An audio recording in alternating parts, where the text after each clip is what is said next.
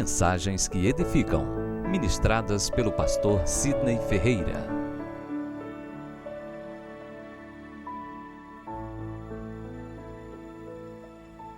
E bem, querido, é uma honra, uma alegria, e permita-me apresentar um pouco do livro, né? Bom, livro, como você já sabe, o valor da teologia, ele tem 140 páginas, apenas 4 capítulos. Nesses capítulos nós vamos discorrer sobre, em primeiro lugar, se você tiver o livro, você pode até me acompanhar. Primeiro capítulo a gente fala sobre a importância da teologia cristã. Bem, a teologia cristã, ela foi considerada como a rainha de todas as ciências. Infelizmente, a partir do iluminismo, no século 18, 19, a teologia entrou em descrédito e hoje ela é vista como algo obsoleto, arcaico, retrógrado. Lamentavelmente, a teologia foi deposta, né, do palácio das ciências. Palácio esse que outrora ela assumiu o trono, ela era digna da coroa. E foi expulsa simplesmente por causa dessa tendência do iluminismo de incitar o ceticismo, de instigar as pessoas ao agnosticismo, e os assuntos sagrados perderam o seu valor, perderam a sua importância, perderam o seu prestígio. No entanto, eu percebo no momento que as ciências humanas e as demais ciências não conseguiram suprir o vazio, a lacuna existencial de cada ser. E, ao contrário do que muitos diziam, como um crítico literário chamado Harold Bloom, que a religião deixaria de existir, no século XXI, o que mais tem crescido é justamente a religião. Porque o homem é um ser religioso. Essa conexão com o Criador está intrinsecamente inerente à sua natureza. Existem até uns argumentos que provam a existência de Deus, que é o argumento antrópico, ou seja, em nenhuma cultura, etnia, raça, clã, por mais distinta, por mais inóspita que ela seja da sociedade, você não vai encontrar vestígios de um povo sem crenças, um povo sem credo. Então a teologia começa a ressurgir, porque a sociologia consegue entender as perguntas da humanidade, mas não tem a resposta. A psicologia consegue entender as perguntas da sociedade, mas não tem a resposta. As demais ciências conseguem entender as perguntas, mas não têm as respostas. A teologia tem todas as respostas, porém, infelizmente, deixou de ouvir as verdadeiras perguntas. Então, nesse primeiro capítulo, a gente vai falar sobre a importância da teologia, e nós vamos falar sobre o seu valor, principalmente científico. Sim, a teologia é uma ciência. E nós vamos encontrar diversos cientistas que foram teólogos, e em grande parte, o livro, você vai perceber isso, foram pastores, foram sacerdotes, alguns de origem católica, outros de origem de ordem protestante, mas foram muito influentes. Nicolau Copérnico, Galileu, Isaac Newton, muitos deles, esses homens, foram pais da ciência em determinada área, né, e trouxeram uma influência incrível. Então a gente vai abordar esses aspectos da importância da teologia, de forma que nós não podemos descartar. E aqui no livro eu coloco um texto que não é de minha autoria, mas é de Robert Jastrow, em seu livro Deus e os Astrônomos, escrito em 1978, ele disse o seguinte, olha só, entre a ciência e a teologia, ele diz: para o cientista que viveu dentro da crença no poder da razão, a história termina como um sonho mau. Ele escalou a montanha de sua ignorância e está prestes a alcançar o pico mais alto.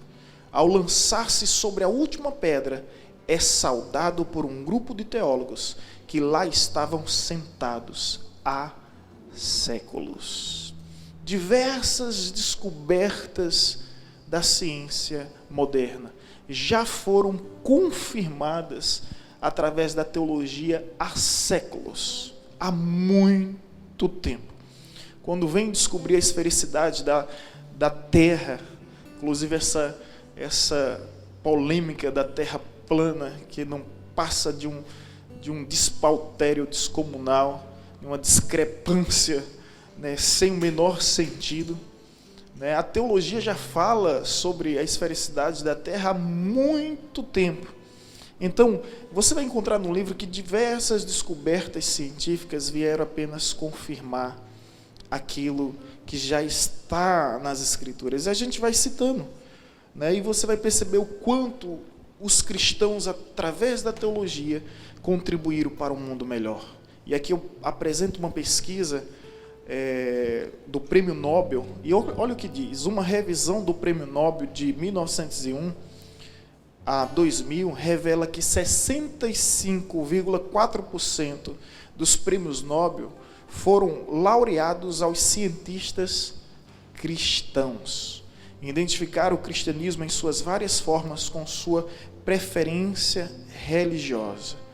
Em geral, os cristãos ganharam um total de 78,3% de todos os prêmios Nobel da Paz, de 72,5% na área química, de 65,3% em física, de 62% em medicina, 54% em economia e de 49,5% do total de prêmios até mesmo da literatura.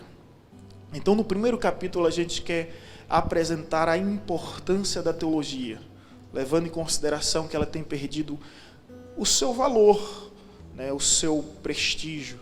E agora o nosso objetivo nesse primeiro capítulo é justamente resgatar e restaurar, trazer de volta a rainha da ciência ao seu trono. E no segundo capítulo nós vamos falar sobre a relevância da teologia em toda a história. E aí, nesse capítulo é interessante que a gente aborda a história nos 4 períodos: história antiga, média, moderna e contemporânea. E nós vamos falar justamente sobre a influência na Idade Antiga através da patrística de Santo Agostinho. Eu fico triste, gente, permita-me aqui ser menos formal, quer dizer. Eu fico muito triste quando eu vejo alguém dizer que a teologia não tem nenhum valor, não tem importância. Às vezes eu ouço alguns televangelistas dizendo que nós não precisamos da teologia. Deixa eu dizer só uma verdade para você muito simples: se não fosse a teologia, nós não teríamos a Bíblia em nossas mãos. Então, nesse período da patrística na Idade Antiga, esses homens simplesmente protegeram a Bíblia com suas próprias vidas, preservaram as epístolas, dedicaram nas traduções das inúmeras versões que hoje se encontram à nossa disposição. Quando você abre essa Bíblia aqui, você vai lá encontrar a tradução de João Ferreira de Almeida. Ou seja, homens que não tinham no seu tempo as vantagens que nós temos nos dias de hoje, que não tinha energia elétrica, por exemplo, e a luz de vela, a luz de lamparina. Eles traduziram todas as escrituras. Eu fiz um pouco de grego, um pouco de hebraico no seminário, não me tornei um especialista, nem um perita, é um assunto bem complexo, mas eu admiro demais quem se aprofundou nessa área e percebo que ao longo da história muitos teólogos foram responsáveis justamente por isso. Então, nesse período da patrística, a gente vai citar os grandes pais da igreja. Eram os polemistas e os apologistas, os que combatiam as ameaças externas vindo de Roma e dos judeus, e os que combatiam os problemas internos, que eram as heresias. Inúmeras heresias surgiram ao longo da história, e a teologia se fez importante e relevante dentro dos anais da história, justamente para sistematizar a verdadeira doutrina, denunciar as teorias heréticas e combater os falsos profetas. Por isso, existe algo que me deixa triste, é quando a pessoa quer desvalorizar a posição de um teólogo. E aí a gente termina a Idade Antiga. Aí vem para a Idade Média com a escolástica de Santo Agostinho, que naquela época conseguiu defender, né, a teologia e provar a existência de Deus através de diversos argumentos. Nesse período surgem as grandes universidades do mundo e através dos teólogos cristãos o mundo começa a ser alfabetizado. No livro você vai perceber que eu digo em dado momento, tire os teólogos cristãos e a influência da igreja.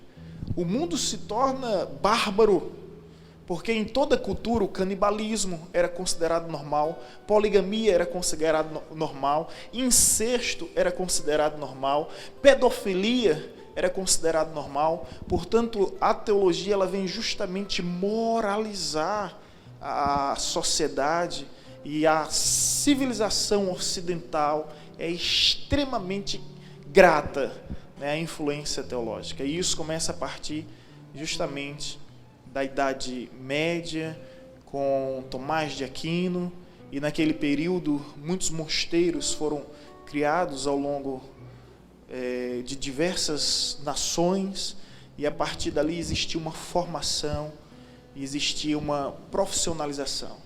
Deixa eu te dizer mais ainda sobre a Idade Média que você vai encontrar no livro.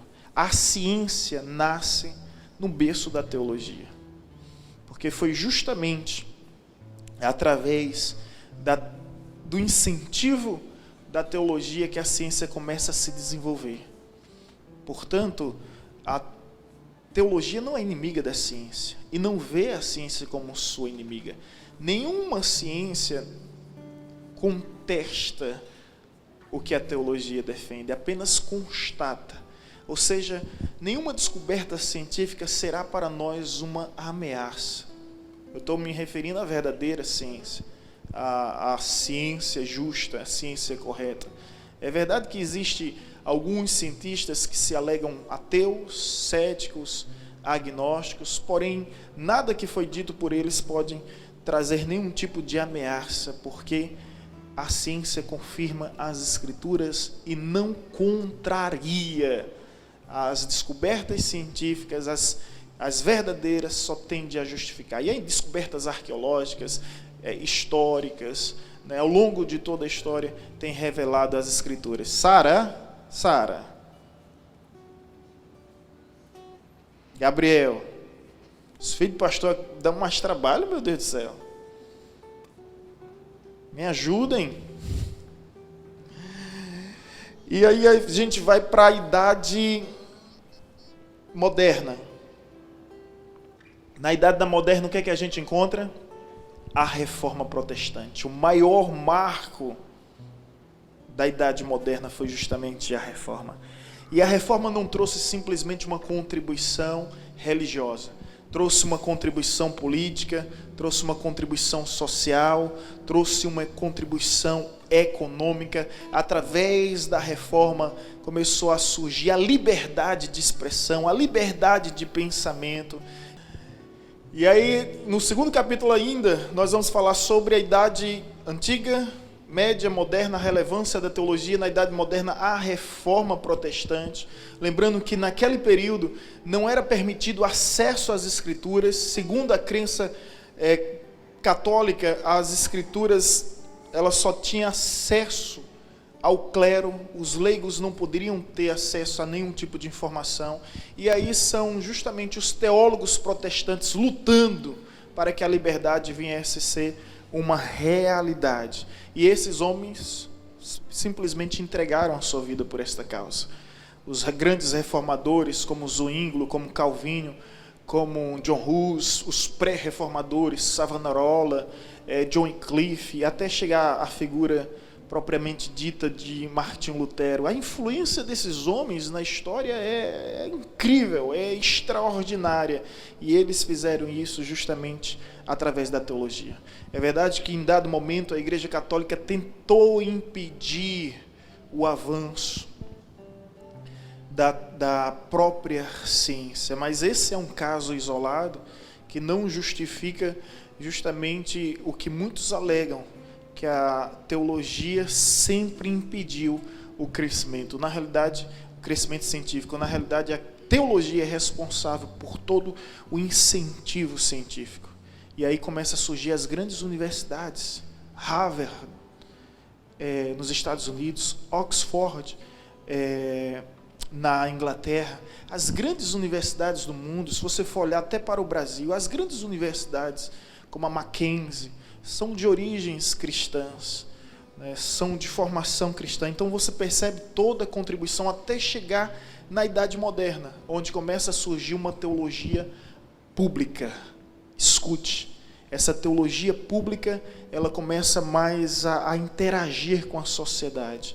E aí você vai perceber que os orfanatos foram criados por teólogos para atender aos órfãos. Os asilos foram fundados por teólogos para atender os anciãos. Não somente as universidades, mas também os hospitais para cuidar dos enfermos. Tudo isso são ideias cristãs, são ideias, sobretudo, protestantes. A Cruz Vermelha surge do protestantismo. O AA, a Associação de Alcoólicos Anônimos, são ideias do protestantismo, de interagir com a sociedade, dar opções, entender a demanda das pessoas e tentar corresponder às suas verdadeiras necessidades. Então a gente encerra o 2º capítulo mostrando toda a relevância da teologia ao longo da história. Aí vem um 3º capítulo que nós vamos falar sobre o pastor e a formação teológica. Esse capítulo é um pouco polêmico. Na realidade, esse capítulo aqui é o capítulo da minha tese. Porque os irmãos que fizeram a tese, né, você tem que apresentar uma posição e 2 outras, uma contrária e uma favorável. Então, esse capítulo aqui é o capítulo em que a gente aprofunda a tese do mestrado, o pastor e a formação teológica. E nesse capítulo nós vamos falar que não é possível ser pastor sem uma formação teológica. Então é bem polêmico, porque vai entrar no critério se o pastor é um dom, como de fato é uma vocação. A gente vai falar sobre toda a vocação, como de fato é, mas ao mesmo tempo a gente vai falar que todo pastor precisa de uma formação teológica. Nem todo teólogo é pastor, mas todo pastor é um teólogo. E infelizmente existem muitas pessoas sendo consagradas sem ser pastor. Aí no livro eu vou dizer o seguinte: quem tem chamado para fazer engenharia, para ser engenheiro, deve estudar engenharia. Quem tem chamado para ser médico, deve estudar medicina. Quem tem chamado para ser advogado, deve estudar direito. Como é que uma pessoa diz que tem um chamado para ser pastor e não quer estudar teologia? Não tem chamado. Então ela tem que se dedicar ao estudo teológico, ela tem que se aprimorar no estudo teológico. Aí vem as questões. Durante toda a história, todos os protestantes, gente, a Igreja Católica, dá um bom exemplo da Igreja Católica. Um sacerdote, ele tem que estudar 10 anos, 4 teologia, mais 4 de filosofia e 2 anos no regime probatório de observação. Isso moraliza a instituição. Eu acredito que você tem visto isso. Hoje o camarada se converte, 6 meses depois já é pastor. E isso tem levado a igreja a um descrédito enorme perante a sociedade. É como se existisse um comércio. Eu fazendo administração, um professor me ironizou na frente de todo mundo e eu não gosto de ficar calado, mas eu tive que ficar porque não tinha como contra-argumentar. Aí você pensa assim, com todo respeito, pastor, mas a realidade hoje a gente sabe qual é. Pequenas igrejas, grandes negócios. E eu vou falar o quê? Eu não vou falar, não tenho o que falar.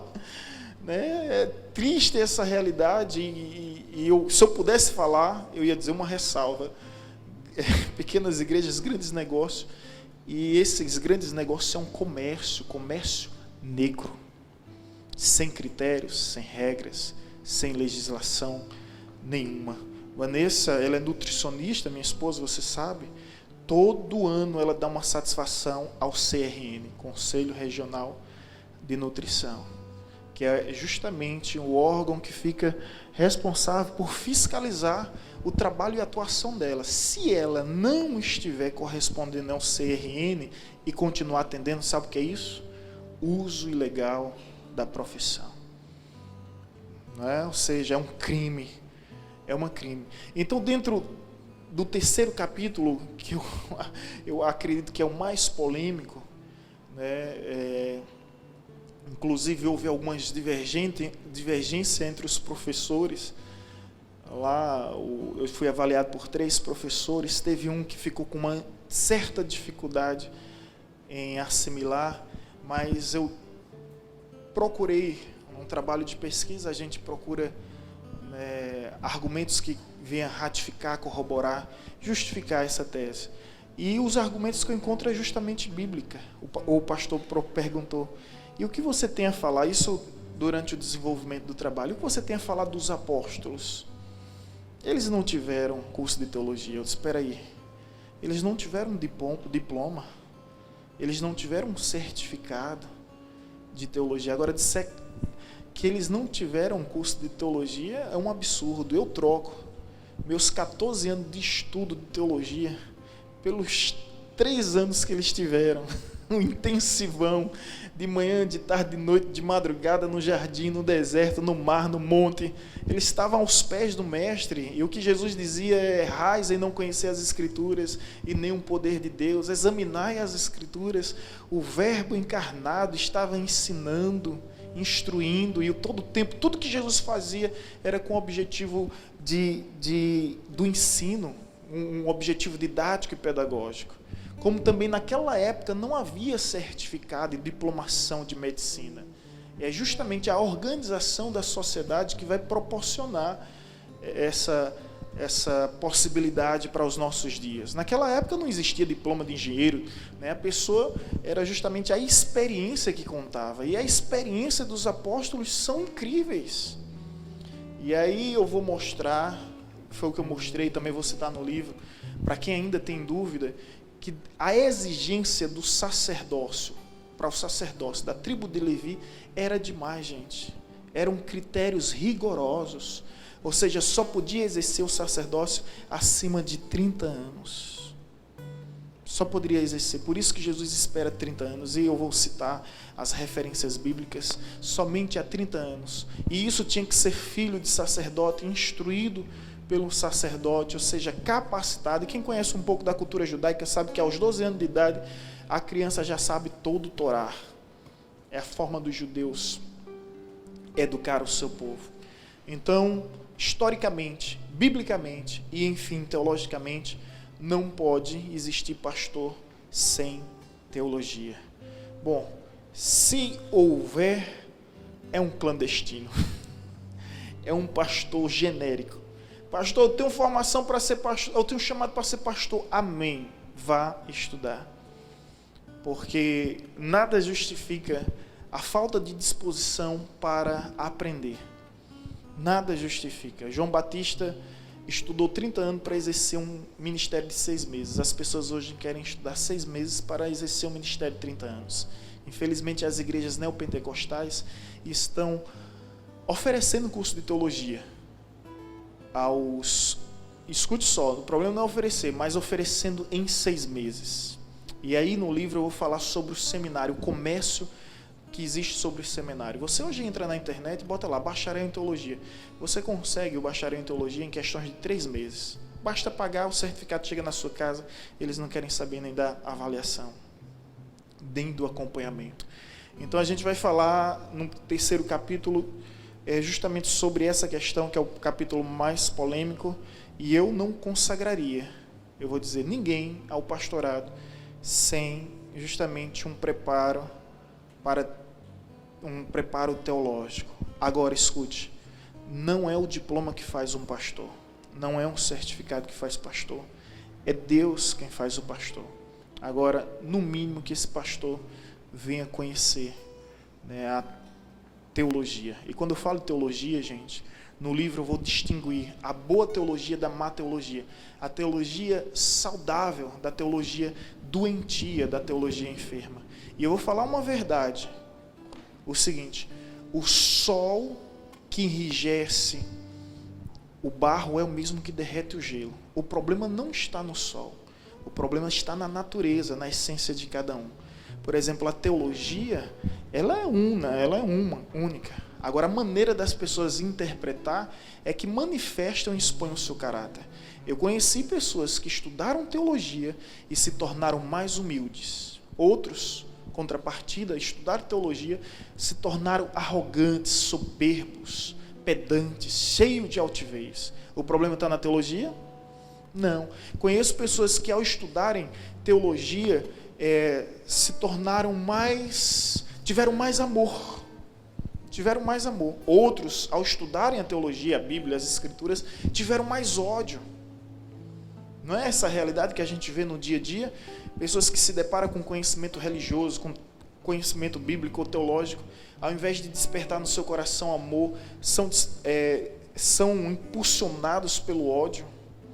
Então, uns entre amor e ódio, outros entre orgulho e outra humildade. Conheço pessoas e tive alunos assim, que ao estudarem teologia se tornaram mais misericordiosos.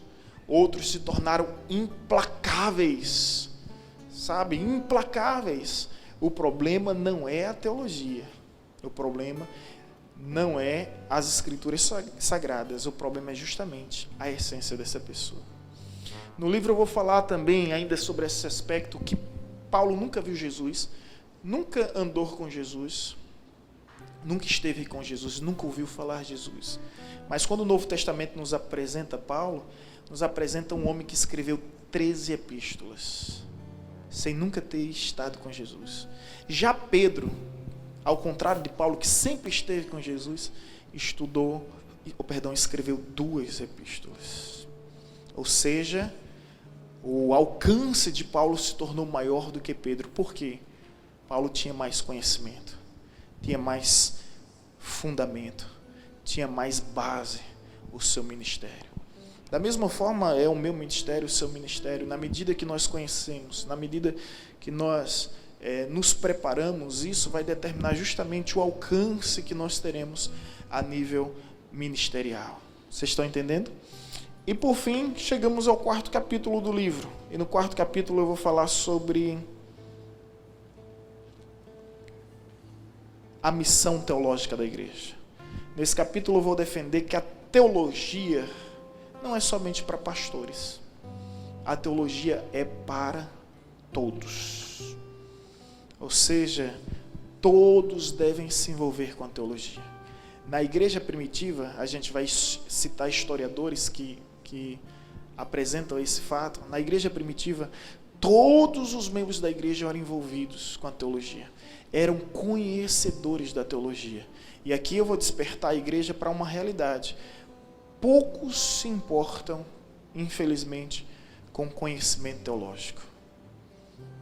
A gente vive um barateamento da graça.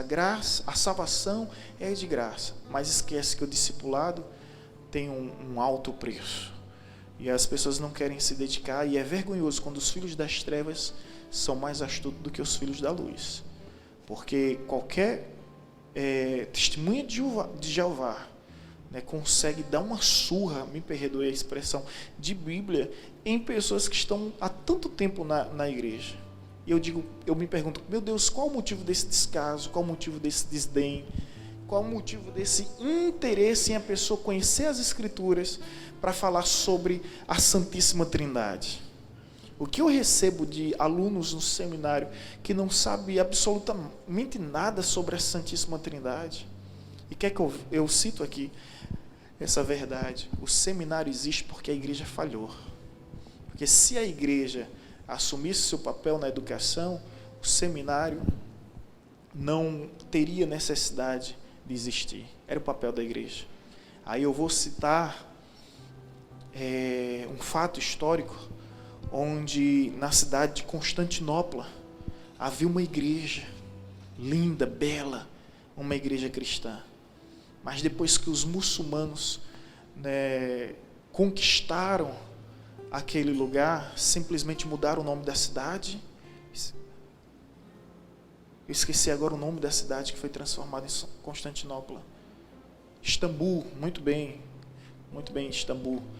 Constantinopla, que vinha de Constantino, né, o imperador que liberou a liberdade, quer dizer, determinou a liberdade de culto no ano 313, através do concílio de Niceia. E os cristãos naquela época tinham liberdade de adorar a Deus, então ele transforma Constantinopla, depois que os muçulmanos invadem, transforma Constantinopla em Istambul.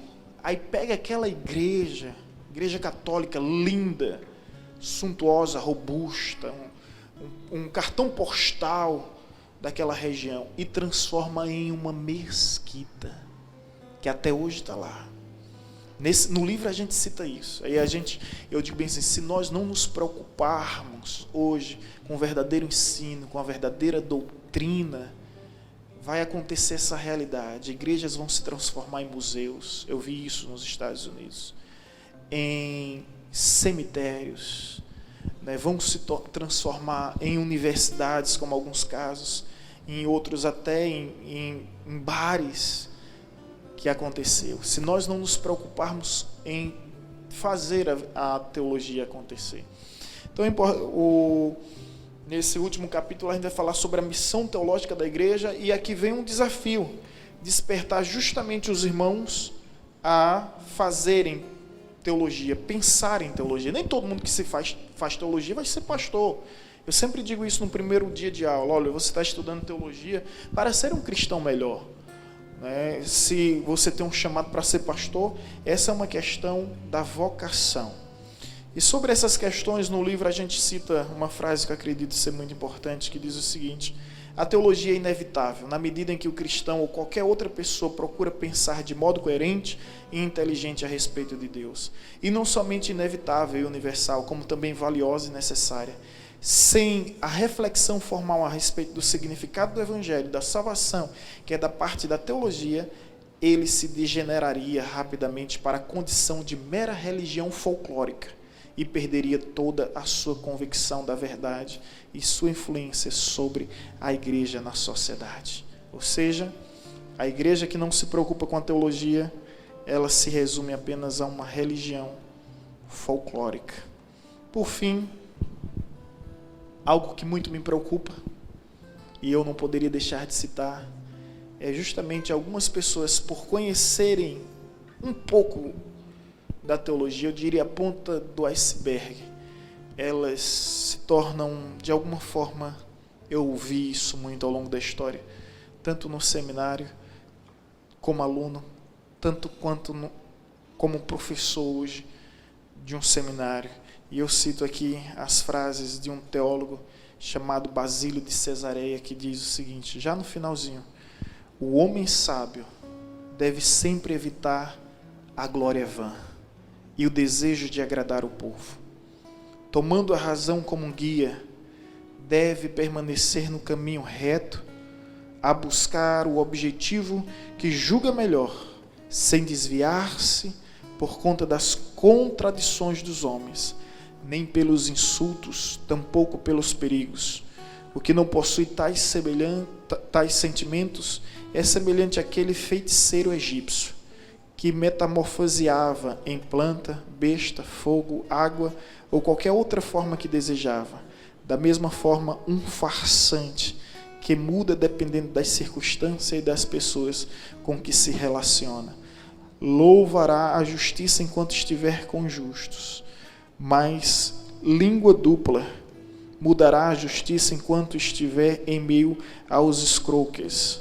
Semelhante a um camaleão, muda de ideias conforme a vontade dos seus pares.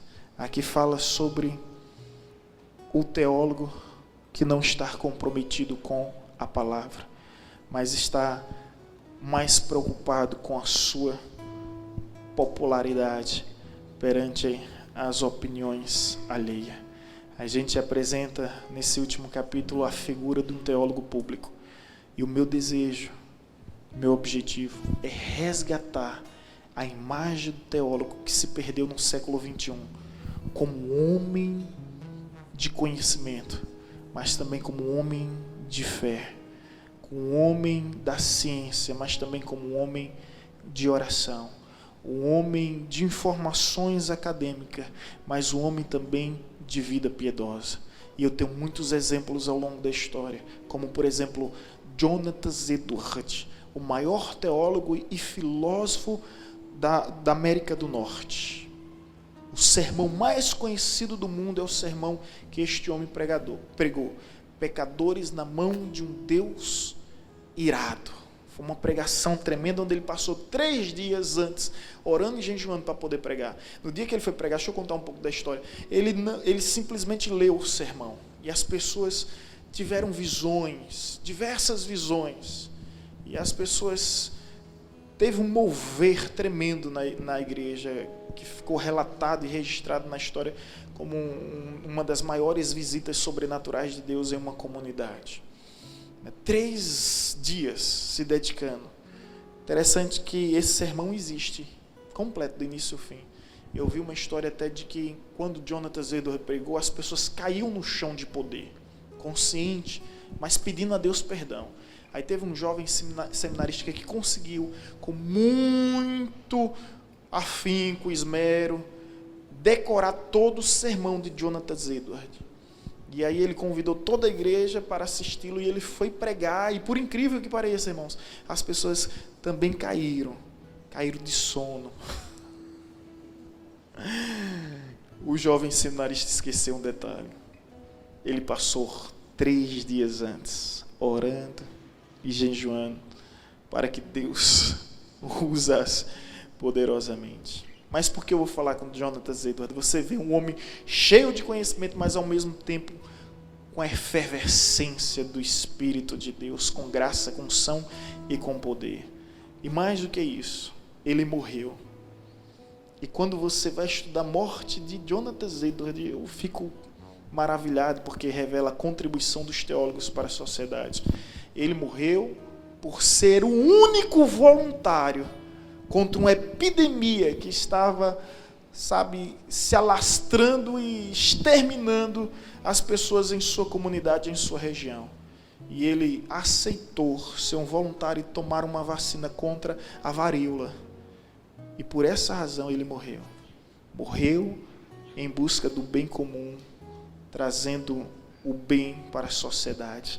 E eu estou citando um exemplo entre milhares de outros homens, né? Homens tementes, fiéis e piedosos. E é isso que você vai ver na vida desses teólogos, homens do conhecimento. E por que eu digo isso? Porque hoje, quando se fala em teólogo, o que é que vem à nossa mente? Um homem frio, não é? Empedernido, com o coração petrificado. Eu lembro quando eu estava indo para o seminário, alguns disseram: mas rapaz, vá não, você é uma bênção, não vá não, a teologia vai apagar com o seu fogo. E eu descobri no seminário que a teologia não apaga o fogo, a não ser o fogo estranho. Vá não, porque a teologia vai matar o seu espírito. Percebi, estudando teologia, que a teologia não mata o espírito, a não ser o espírito do engano. Percebi o valor da teologia e Deus nos concedeu essa graça de compartilhar mais do que 2 anos de pesquisa, mas muito mais do que 14 anos de ministérios, mais 18 anos de aprendizado como alguém que aprecia a teologia e reconhece o seu valor, a sua relevância e a sua influência na história. Quarta-feira eu citei isso e aqui eu encerro.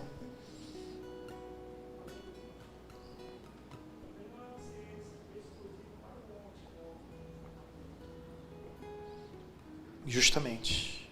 Interessante essa sua fala. Não é uma ciência exclusiva para o homem, nem exclusiva para o nosso tempo.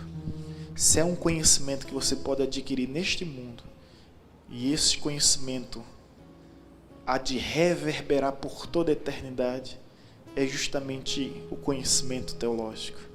Você está antecipando a eternidade, cara. Isso é tremendo demais. E quando chegar na glória, tudo que você soube através de medicina vai ter valor nenhum.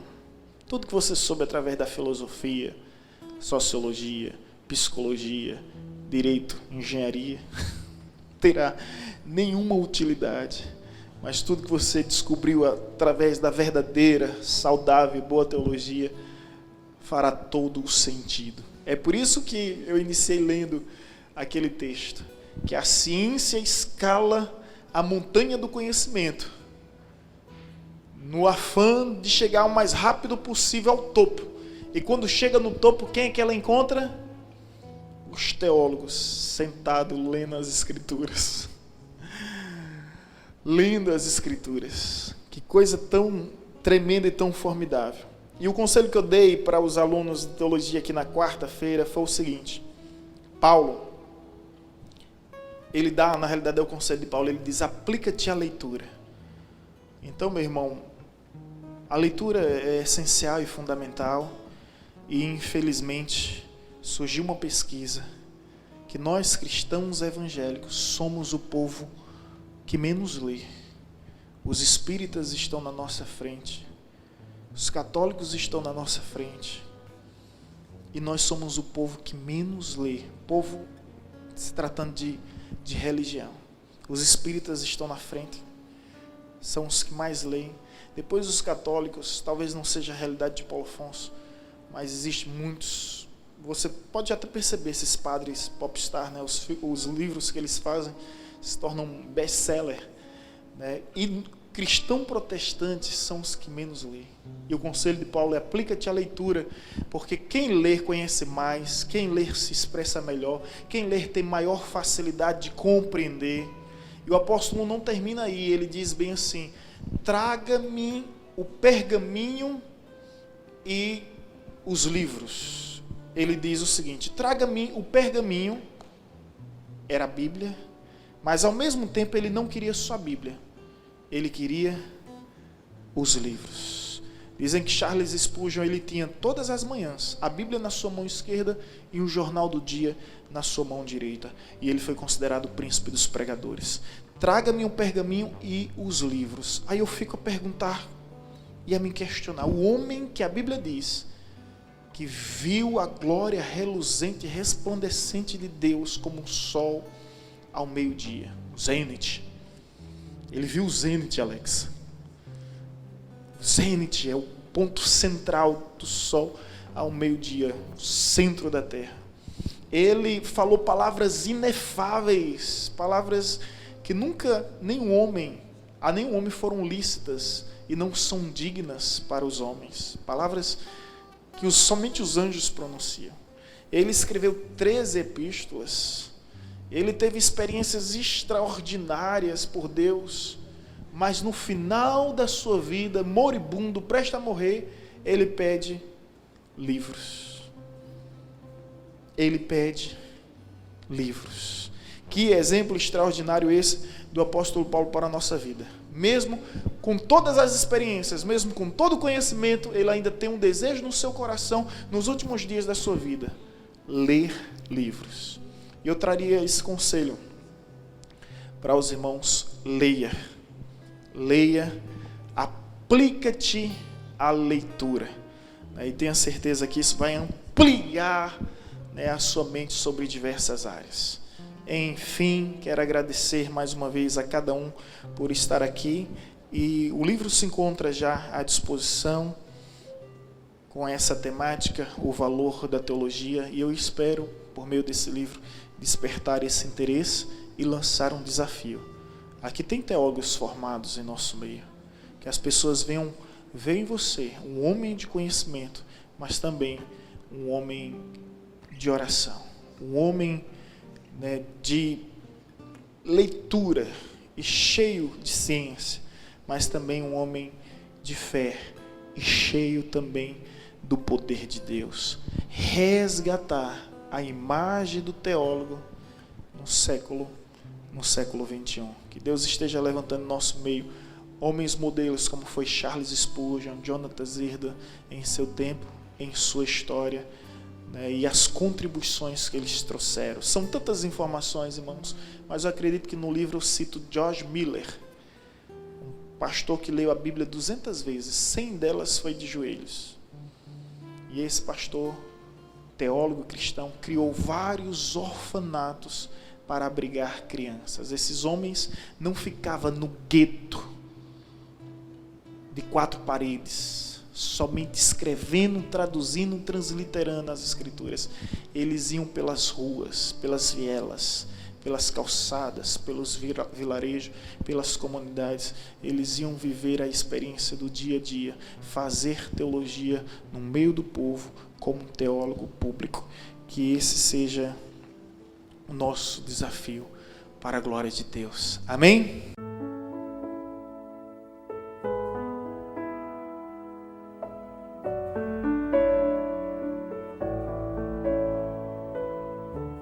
Você acabou de ouvir uma mensagem ministrada pelo pastor Sidney Ferreira, da Igreja Batista Evangelizadora.